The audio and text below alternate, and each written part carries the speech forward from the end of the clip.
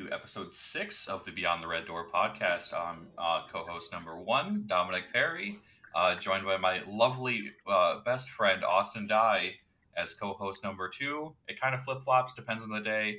And we are joined by our lovely guest, Will Michels, who is currently the AVC VP of Relations. Welcome, Will. How are you feeling today? I'm doing pretty good. How about yourself? Not too bad. Austin, how are you? We're hanging in there. We're doing good though. Good How am stuff. I? So now we have co-host numbers. That's what we're doing. Yeah, like I said, it flip flops in the day. Sometimes you're number 1, sometimes I'm number 1.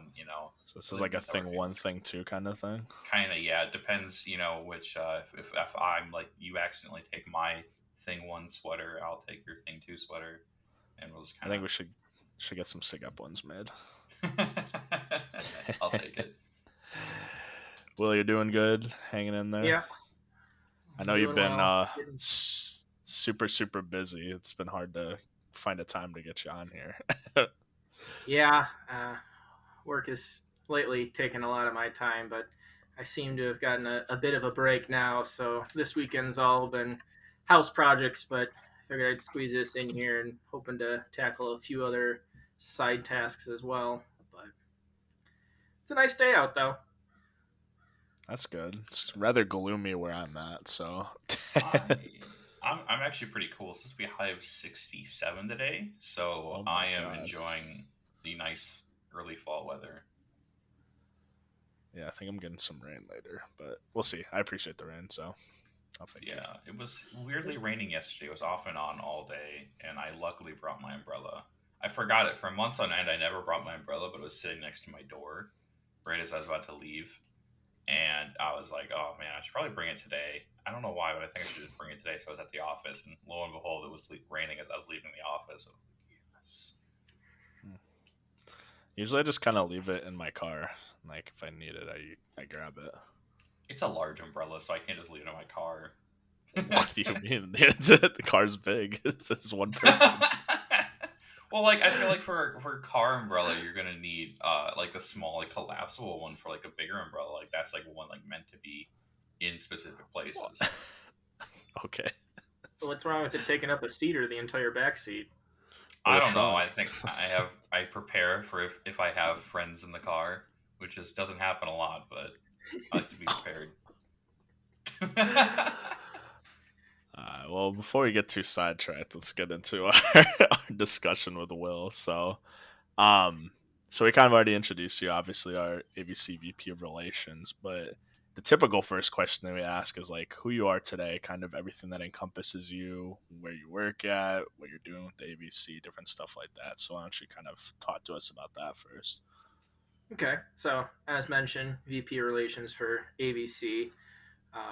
With work taking over most of my life, it's been kind of a struggle to get a move on with that, but making some progress and looking forward to making some waves pretty soon here.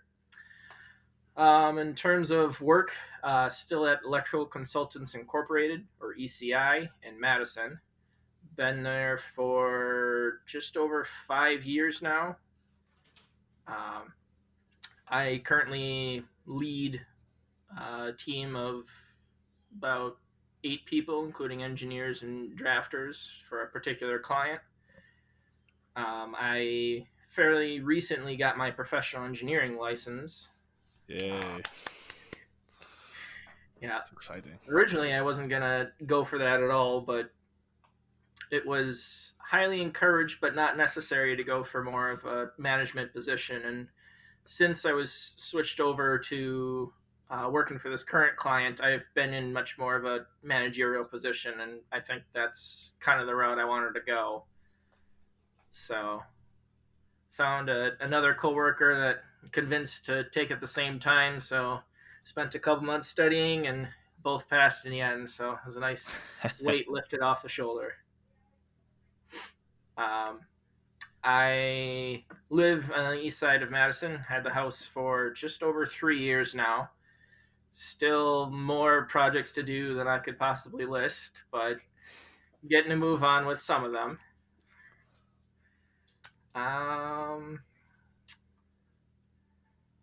yeah, I think that's most of what I got. What are some projects you're working on right now with your house? I hopefully by the end of the day today will have a functioning sink for the basement bathroom, and so then I need to figure out if I still need trim or not before the final inspection, and to finally get that big project checked off my list and get around to some more fun ones. But What do you mean uh, installing a sink isn't fun? it's required many challenges that were not preemptively addressed, but it's a work in progress, and eventually I'll probably replace everything in that bathroom. But I just for now want it functioning, and yeah, later on, especially when I decide to sell it, probably even before that, it'll be good practice for laying down tile and a few other things. Um, wasn't ideal for practicing drywalling because it was in a very awkward location with many. It has the ductwork coming through the ceiling, and I technically can't put on a ceiling due to code. So yeah, it's been a lot of interesting things for that. Um, but before I even got around to that, I organized a handful of things so I could actually get to some things and know where a few things are, and cleaned off the workbench outside so that I could do the last couple of cuts I needed. And yeah, I think next up after that bathroom is fully done, probably gonna go back to putting together a cooler cart, and hopefully that ends Oh, up working out in the end. that If it sounds does, pretty I'll awesome. have to schedule some sort of party and have a bunch of guys over.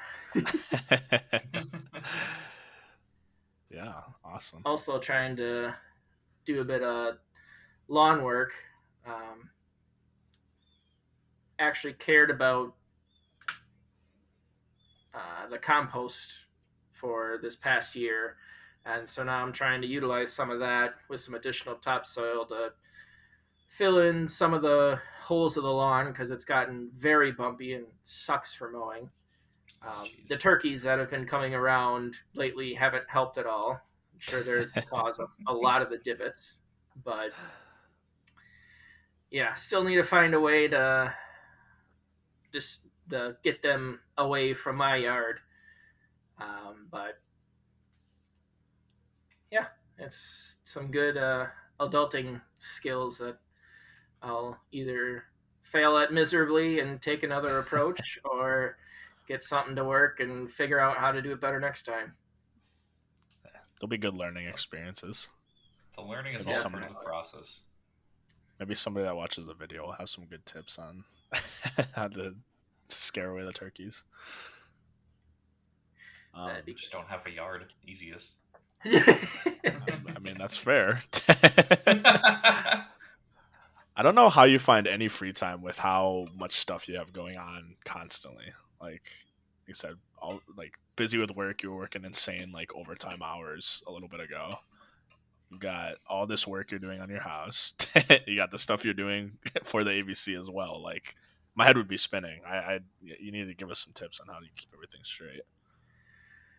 Well, it's more or less kind of like my life was in college, of every bit of free time I wanted to fill with something to make sure I made the most of the time. But I've gotten a little better at purposely trying to plan out sometimes to just kind of take a step back or play some pinball or whatnot.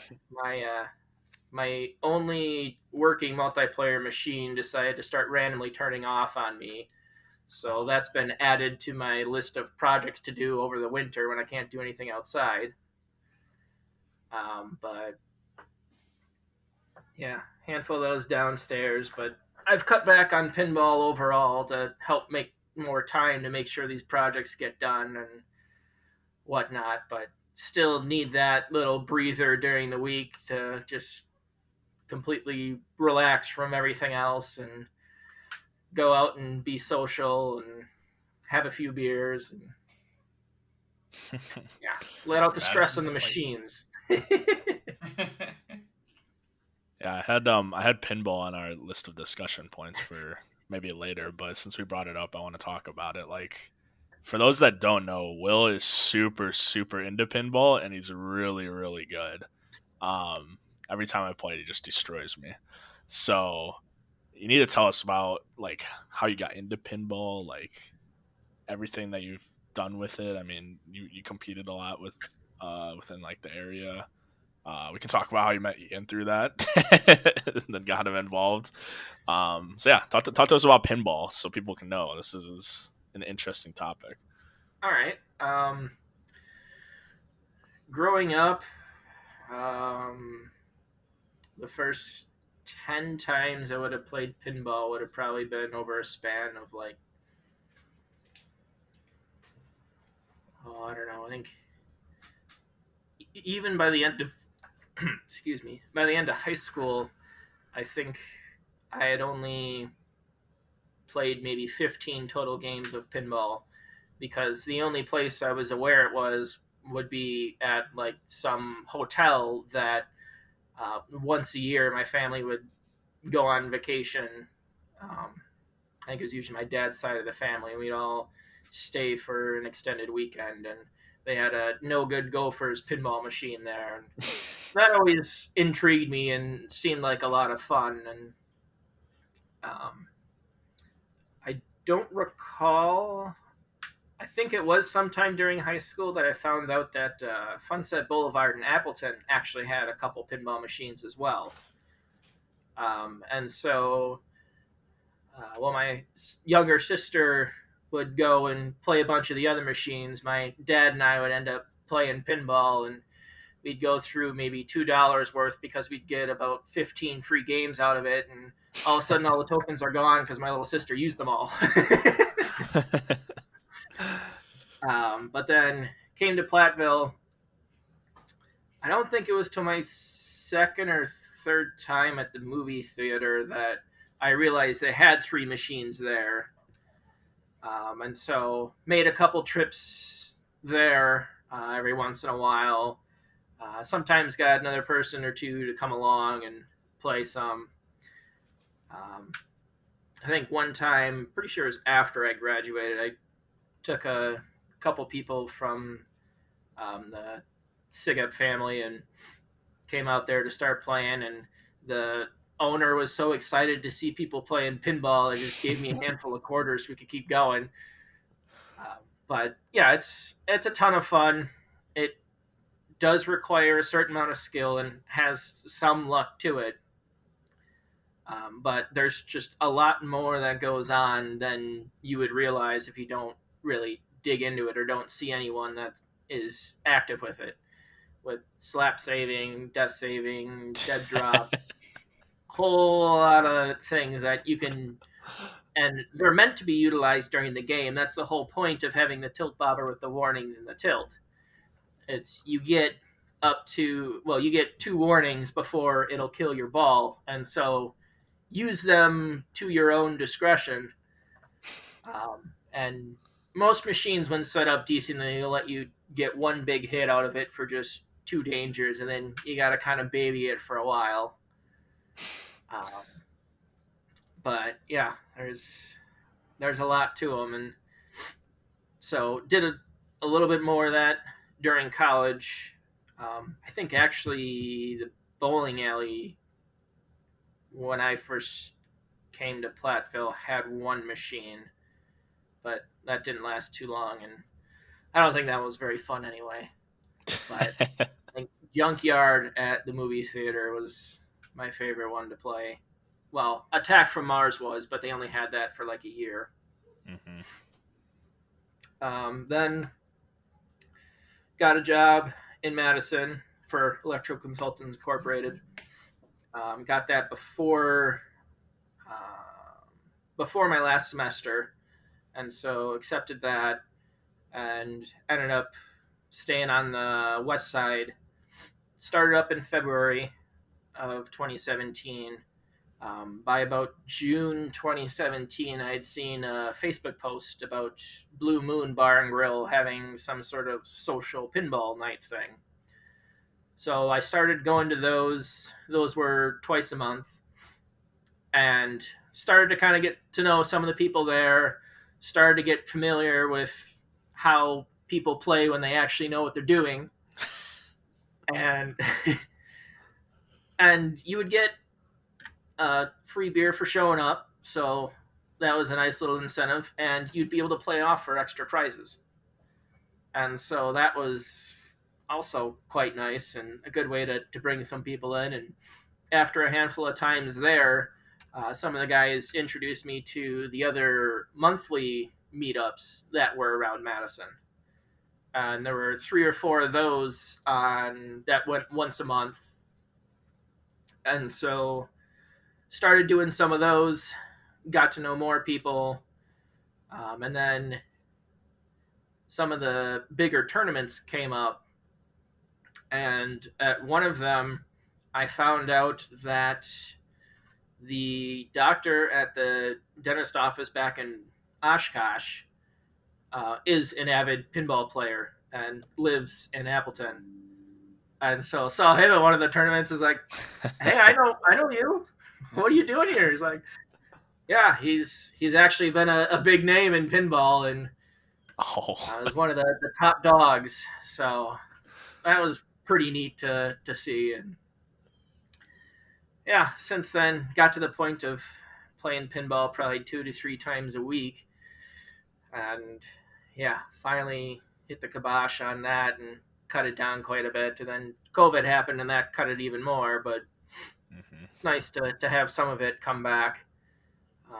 It has spread in popularity though, so some nights get pretty late, and I've purposely stayed away sometimes just because of that. But it's always nice going to see the people that show up and whatnot. And it was probably at some of the monthlies where I first met Ian, and yeah, he is very good. I think he usually outranks me on a IFPA, but we definitely have our ups and downs, button heads whenever we're playing against each other, and it's always a good time. And yeah, I'm glad he decided to come to Platteville, and he's been doing a lot of good. That's for sure. Besides just spreading the pinball interest into the SIGEP community. I can tell you guys that for a fact, seeing it in person, it goes so hard at pinball. Like when he's talking about the slap saves, like there was times where I was playing, I thought this man was gonna knock over the machine. He's hitting it so hard, but I feel so like intimidated by even like going near a machine and just like smacking it because I don't know, like I don't want to break anything. But Will's just coming in there and he's just always just he puts some effort behind it, takes all his aggression on these pinball machines. Yeah, definitely had sore hands many times from trying to slap save and whatnot. And, I mean, I even popped a flipper button out during my multi-ball. Oh my and God. So once I figured that out, I had to jam my finger in the hole to still hit the button so I could still have a left flipper. Jeez. I mean, pinball is such like such a good hobby to have too, because like you said, like it's so cheap. You can win free games off of it. So like you could spend hours there playing it and just probably spend what, like a couple dollars. Like that's pretty good for a day's worth of entertainment. Depends how good you are. True. I'm pretty terrible. I feel like I got a little better as we kept playing, but now I haven't done it for so long. But and on the other side of things, besides just playing, they end up involving a lot of mechanical and electrical aspects under them. And so it's been nice getting some of the older ones kind of getting used to some of the basic functionality to help understand some of the more difficult ones, and the various troubleshooting and whatnot is a rewarding experience as well. Oh yeah, I can only imagine. I mean, they got so many like flippers and whistles and different lights going on and stuff. Like I don't know, the amount of work they need to put into to operate one and get it fixed and like have it running is crazy to me. But I don't know. I'm not an engineer like you guys. So, how about your home setup with pinball? What kind of machines do you got at home now? I now technically have 4 because I stole a Project One from Greg's garage because he no longer had any time for it. But that one will be another multiplayer one once I can get that cleaned up and fixed up. But yeah, otherwise I have Demolition Derby, which loses connection to about half the playfield partway through the play. So he needs some extreme help. I don't think he'll ever quite get to original functionality, but I'd imagine I could at least improve it some. I got Big Top from my uncle's basement, and that one still needs some touch up on some of the rollover switches, but otherwise, for the most part, is pretty good. And then my World Cup Soccer, the multi-ball one that currently randomly shuts down, that one's the one that's just had all the stuff on the inside. I think it was around the time where it was the most amount of things you can fit in before they started putting everything into chips. And so many different things to troubleshoot of what could go wrong. But that's also half the fun of trying to figure it out. Yeah, that's for sure. Then I have an old Atari football game from my uncle that he wanted me to try to trade for a pinball machine, but I kind of still want to tinker it with a little bit, see if I can get the monitor to work.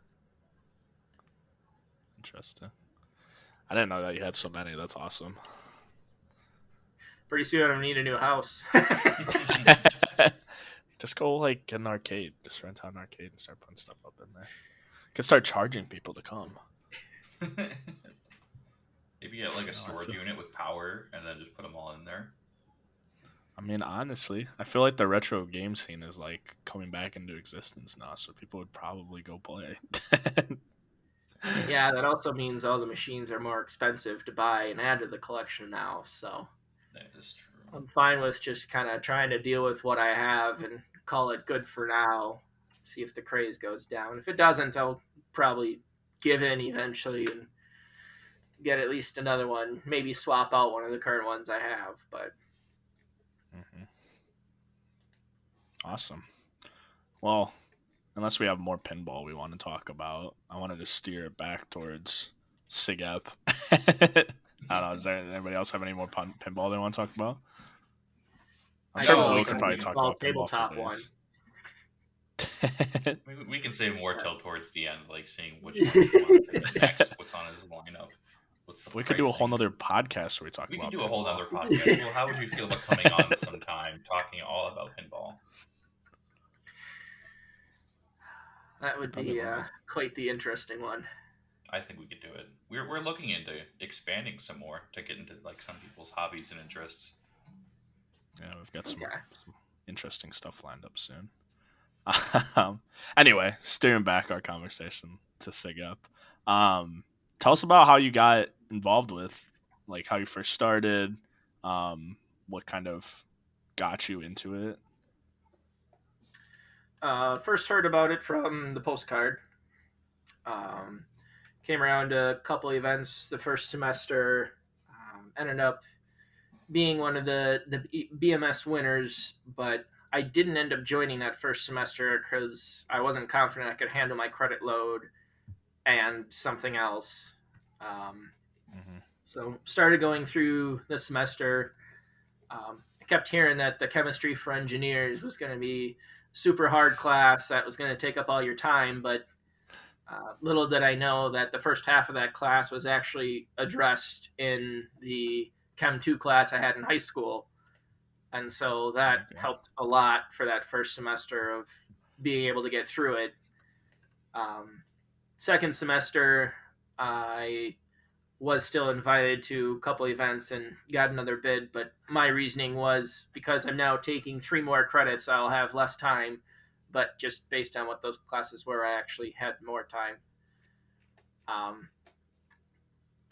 Didn't really consider trying to join during the semester, but once the third semester came around, I came and approached and wanted to get involved again, and now I was confident that I could handle whatever credit load I had, and was getting to the point where I wanted to get involved in as many things as I could for the time I had left.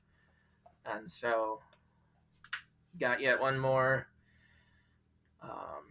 bid, accepted it, and yeah, now I'm here.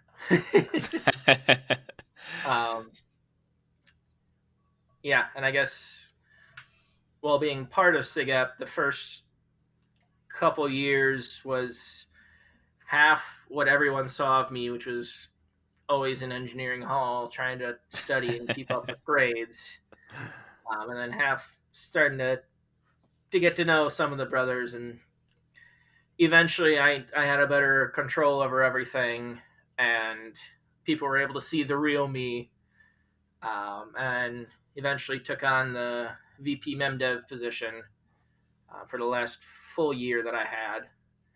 And yeah, I think that went well. Yeah, I feel like you were like the perfect, I don't know how to, like the perfect like recruit like model like that we'd want, right? Like you were a guy that came for BMS stuff, won an award, turned down a bid even though like we wanted you. Came around the second semester, turned down a second bid, but then approached us afterwards and were like, "Hey, like I actually want to get involved with this," which isn't, I feel like, something that we don't typically see. Like I don't know if like usually like for a period there we weren't like as persistent with following that.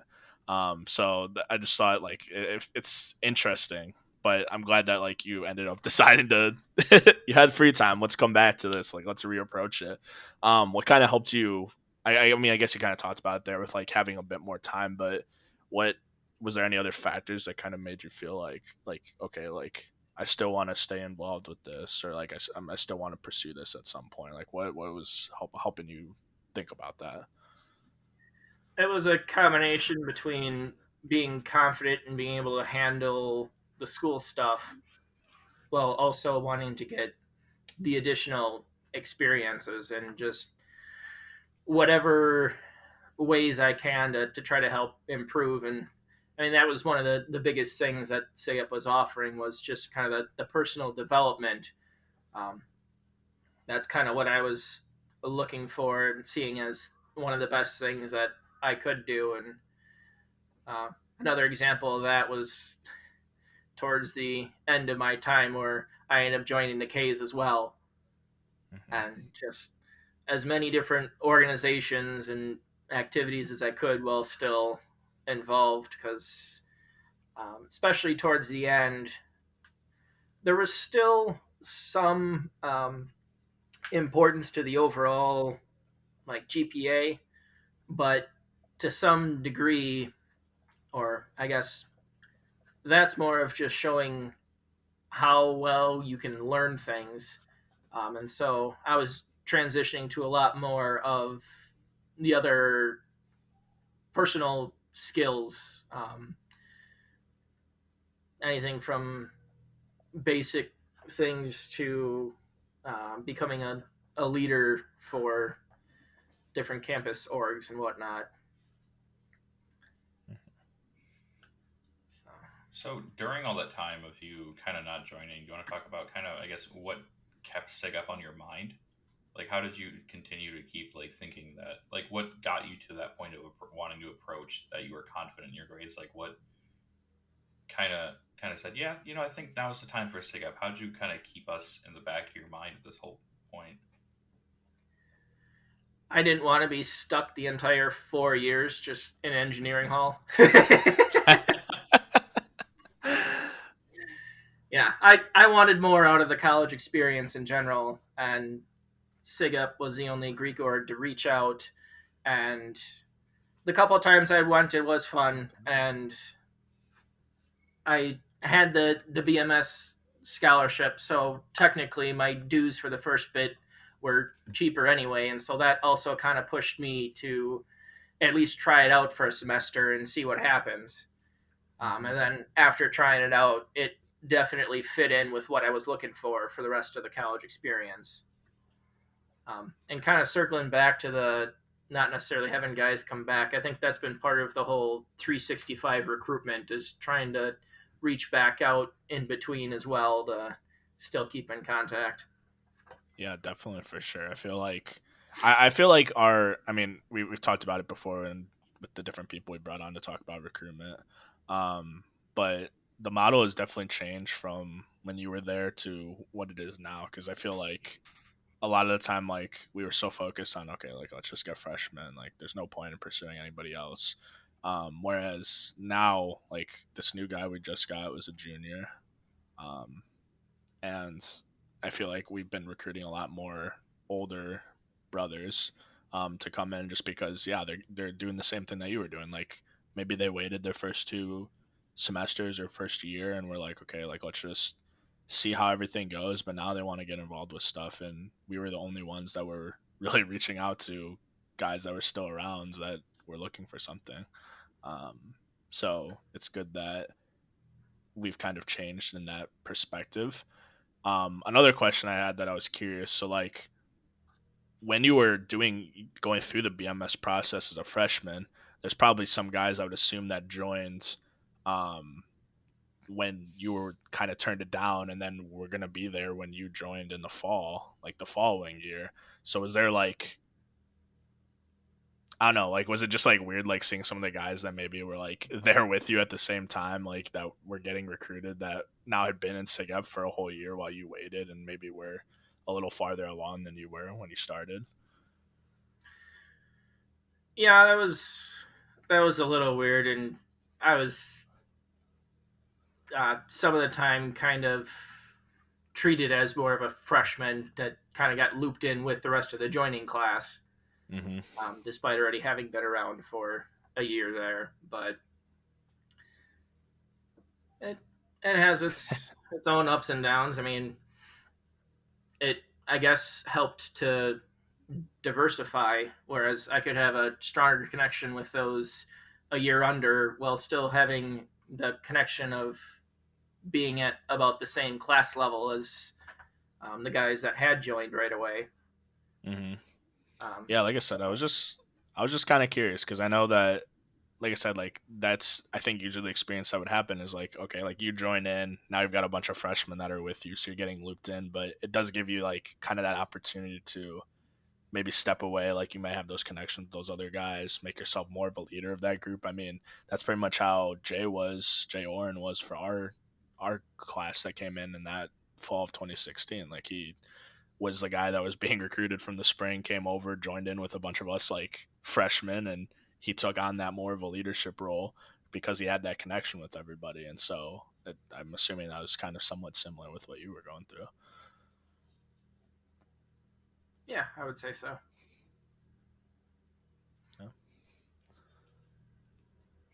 So, with all your time in SIGEP, do you want to talk about more of a defining moment throughout your career? I would have to go with the sinking ship activity. Because, as mentioned before, I was always kind of about go, go, go, do this and do that, and fill up the day with as much as possible. But that was a good time to just kind of take time out to just sit down and reflect. Granted, that was kind of a worst case scenario sort of thing, but you otherwise wouldn't really, or at least I would never have reflected on something like that. I would have just kept on keeping myself busy with whatever's in the moment. But I think that's why I like that, or that was more or less a defining part for me. Yeah, it's definitely a great bonding moment between everybody, and like you said, like reflecting on your relationships with everybody and what's kind of going on. Um, yeah. would you say that there was anything else that really stood out to you, like defining moment? Like there could be so many that people have. I mean, some people have come on and talked about like 5 or 6. I don't know if maybe there's any more that you also really stood out to you when you were kind of thinking about this question.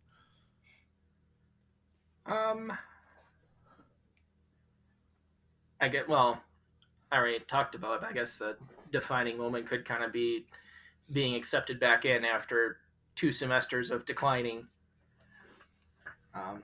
I'd say that would qualify and kind of a confidence boost for getting into it.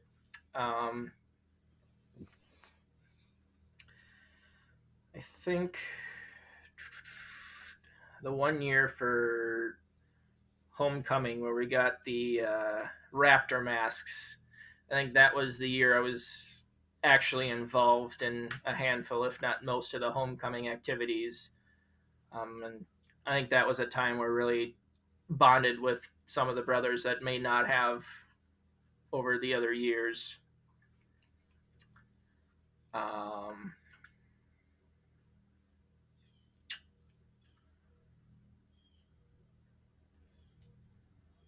Yeah, I think those are most. And then, I mean, taking on MemDev, I had ran for both finance and MemDev, but I think in the end I was better off getting MemDev, just because that's more or less what I, or part of the reason why I ended up joining was just that personal development aspect, and I think that definitely fit well and seemed to have gone all right. I mean, from experience or like from the general like opinion, I think that you also lucked out. I don't think most people want to do finance, but I mean, I could be wrong. Maybe that's changed now. Maybe there's a lot of people running for finance. Who knows? All right. So you graduated at the end of 2016, yeah, and kind of were you involved in the AVC right away? Did you take some time before you got involved? Why don't you walk us through how like the alumni side of things was looking? I think I signed on for the 5 year commitment right off the bat. Definitely wanted to keep involved, but was getting developed in a new area, a new chapter of life, so didn't want to do a whole lot. And it wasn't until I think the last 2 years I was running for potential positions, and then this year I actually managed to get one. Yeah, I definitely trying to schedule out more time to get more involved with that and set more time aside to progress parts of that, because it was a big part of the undergraduate experience, and um, it's a good way to continue the involvement.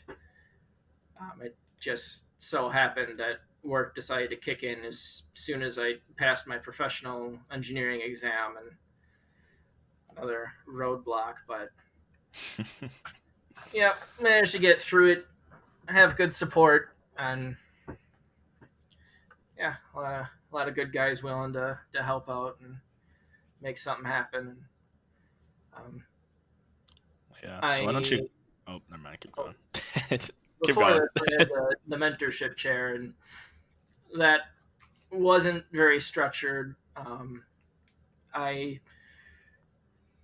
kind of tried to apply one sort of structure, threw a couple ideas out, but at the time those weren't, I guess, weren't really accepted, or the chapter I think at that point didn't feel like they needed mentors for most things, and so that was kind of difficult to work through. But now that the mindset has changed, I think it was good to get some new ideas back into that position.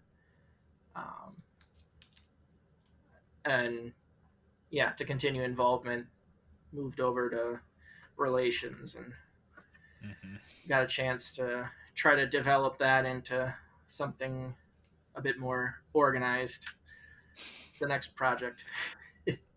Yeah. I was gonna say, like, so why don't you tell everybody kind of what positions fall under your main position, and then like kind of what's going on with them. Like, are you guys looking for more people to get involved? Like, what's going on? Jason Bednarski is handling the recruitment portion. Dom and John are tag teaming the events portion. And then I'm still working to convince someone to take on the fundraising portion under the relations position. But Gotcha. So yeah, if anybody's really really good at fundraising or just has good at, like, ideas they want to do, reach out to Will Michels. Be very yeah, much definitely. appreciated. Any input is very welcome. For sure. Awesome. So we love to have that you've been involved with AVC now. I'm excited that you were able to join our e-board and kind of help with just new ideas for some of the positions, and we're definitely changing a lot of things, and a lot of that falls under you as the like technical VP. Um, but as we get towards the end here of our podcast, like, we usually, our last thing that we talk about is just like advice that you've gathered throughout the years that maybe you'd want to share out to anybody that's listening. What is that advice that you take to heart and that you would tell anybody if they asked you? I would say if you have any interest in taking on a position, no matter how big or small, it's worth going for it, knowing that you'll have support from your other undergraduate brothers, alumni brothers, plenty of a support system. Everyone wants to see everyone else succeed in whatever they decide to take on. Um, if you end up having a cabinet, figuring out ways to motivate them and to lean on their strengths and let them run with whatever they feel most comfortable with, and just little here, little there, try to steer them in the right direction if needed. But otherwise, the freedom to kind of explore how they want to approach it is the only way we're going to learn what works and what doesn't. And that same sort of thing works in real life too. Now that I'm kind of managing a team for my company, have to figure out who's the strongest for taking on some of the designs, and then from that having others learn as well to get more familiar with it. I run a very young team in general, and so that was part of the reason where more of the work was falling on me, was that we didn't have enough people with enough experience to take it on and get it done. But yeah, everyone's looking to constantly learn more and do better. You just gotta give them a little push sometimes or steer them in the right direction. Yeah, I think that's fantastic advice. I knew that for a period of time we were going through years where, like, we just didn't have people that would be running for positions or weren't, like, at least trying to. Just because, I don't know, again, it might have been just like that fear that, oh, or I'm gonna lose this election or whatever. But again, like you said, like, you never know. Like, you're at least putting yourself out there. Um, and who knows? Like, again, like, if you lose, you can't just stay down. Like, go into the cabinet, go help out with stuff. Like, you're gonna have support of everybody there. Like, just because you lost the election, didn't get the votes, like, everybody in the chapter still wants to see you succeed. So at least stay involved. Definitely.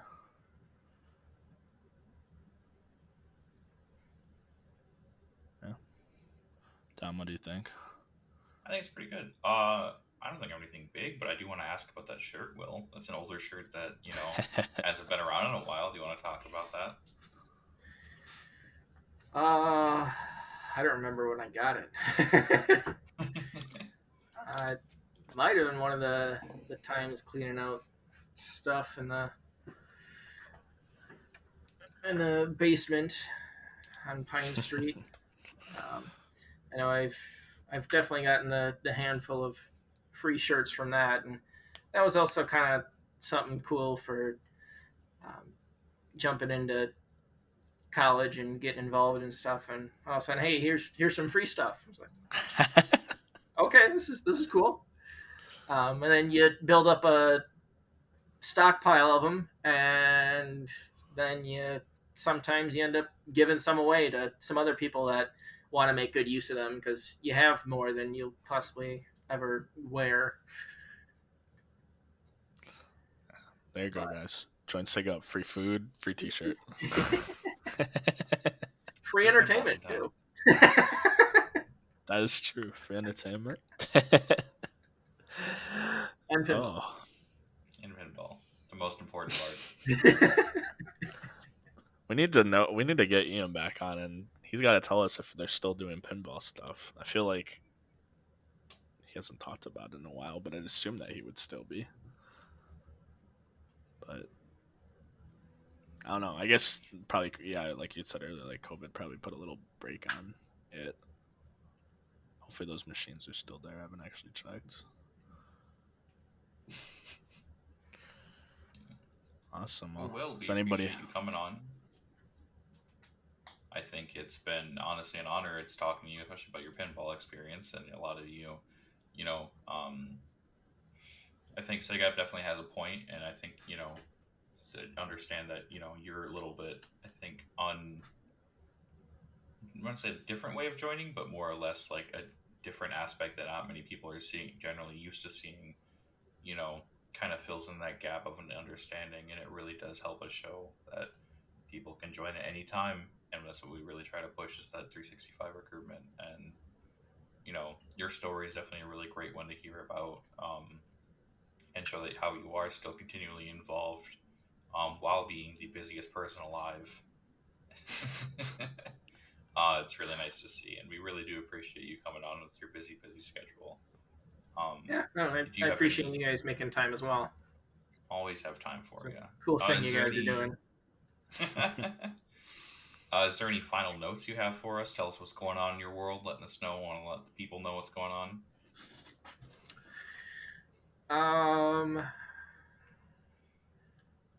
I think I made the commitment to no longer have a party an entire weekend, but we'll see what the 30th birthday brings along. But no, hoping to have a few things cleaned up and maybe try to throw one of those events of just hosting people and grill out, have a fire, play some pinball, just have a good time. It's nice to just get together and socialize a bit and find out where some other brothers are at, and yeah, definitely just keep it involved, or keep it in touch, I guess, rather. Definitely. Well, yeah, I want to echo the same thing as Dom said, Will. We're very happy to have you on here as one of our first guests. We tried to get you on a little bit earlier, but obviously stuff was going on. But yeah, like I said too, like we're glad that you've stayed involved with the AVC, that you've still been doing so much, and now that you're leading probably, I would say one of the tougher positions in the AVC with the cabinets that are underneath you, and so like the fact that you're able to still manage that again on top of everything else you're doing is ridiculous. But kudos to you. And again, like if you're looking for help, like there's openings. So if people want to get involved in the AVC, there's your opportunity. Go reach out to Will. He needs the help. Yeah, that's all I got. Yeah. Well, the final closing note. Thank you everyone for listening in. Once again, thank you, Will. We really do appreciate it. And I guess we'd also like to throw, because it still hasn't happened yet as of today's podcast, is that so October 9th through the 15th is homecoming. And so October 15th, on that Saturday after homecoming is done, we will be having the lamb roast. It is back. Chef John and alumnus Aaron Victor have been working their butts off trying to get this ready to go for everyone. So please, please, please, if you can come out, we would be more than happy to see you. If you have any questions on any of the details, contact us, contact them. But also more details can be found on the alumni Facebook page. By all means. And if you have any questions, comments, or concerns about this podcast, if you'd like to be on this podcast, reach out to myself or Austin. And as always, with the cheesy saying, don't wait, I have one more thing. Oh, man, I almost said it. Congrats to the recruitment team for what they've been going on. We had Will on earlier. Will Focal, not this Will. That could be a little confusing, but that episode is going up here soon. But talking about the recruitment events, it sounds like everything's going really, really well. They just had their first guy sign, I believe, on Thursday. So congrats to that team. Congrats to, I believe his name's Braden Smith. Welcome to the chapter. Hopefully they get you involved in this podcast. It'd be awesome to get you on at some point just to hear how everything's going. But yeah, I just wanted to give a shout out to all of them because they're doing awesome right now. Okay, now you can end it down. Oh, okay. Don't forget to like, comment, subscribe, share it with your friends, share it with your family. Okay, that's all I had. Are we ready? Yeah, we're good. We'll see you guys later. Thank you for listening. Take care. Bye.